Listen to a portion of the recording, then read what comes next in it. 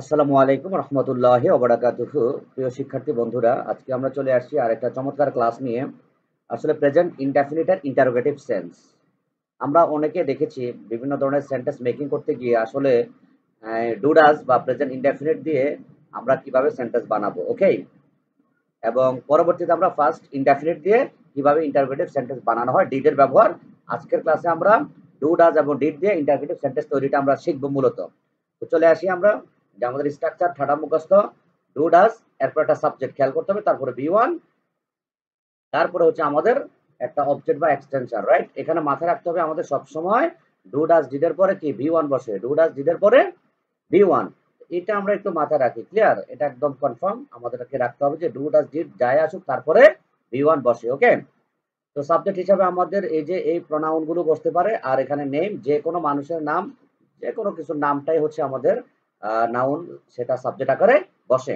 তো আমরা একটু কিছু উদাহরণ দেখি।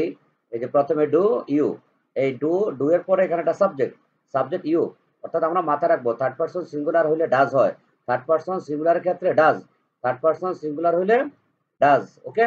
থার্ড পারসন সিঙ্গুলার হইলে ডাজ, আর বাকি সবার সাথে আমাদের ডু। এইটা আমরা একটু মুখস্থ করে নিব। এখন থার্ড পারসন সিঙ্গুলার কারা?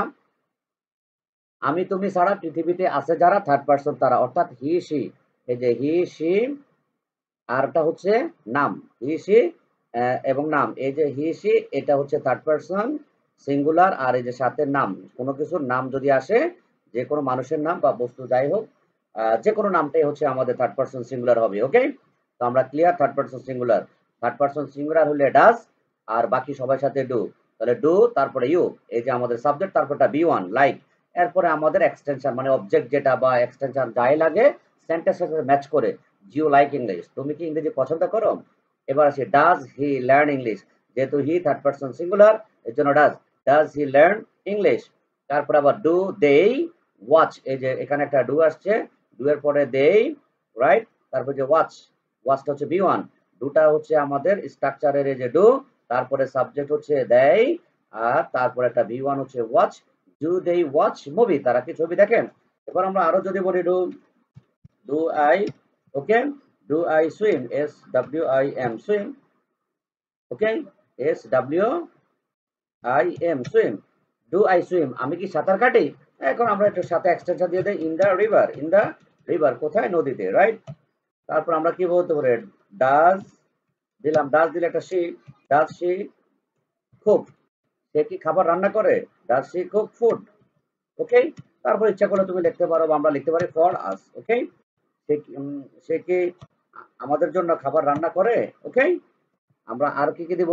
এই যে আমরা এখানে কিছু ভার্ব দিয়েছি, এই যে চেজ, এই ভার্বগুলো দিয়ে আমরা সেন্টেন্স বানাই। এবার do, okay, U T E S E H, teach, B A N G L A, Bangla, তুমি কি বাংলা শিক্ষা দাও বা শিখাও অথবা পড়াও, রাইট?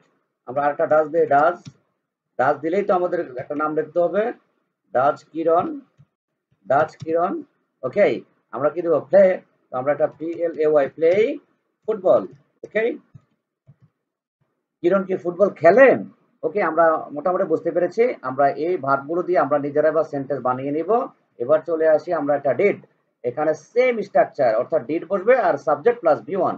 অর্থাৎ এই যে আমাদের এখানে যে ভার্ব, যে সেন্টেন্সগুলো আমরা দিয়েছি, আমি কপি করে নিয়ে আসি, কপি করে এখানে একদম এর শেষে পেস্ট করলাম, এই যে।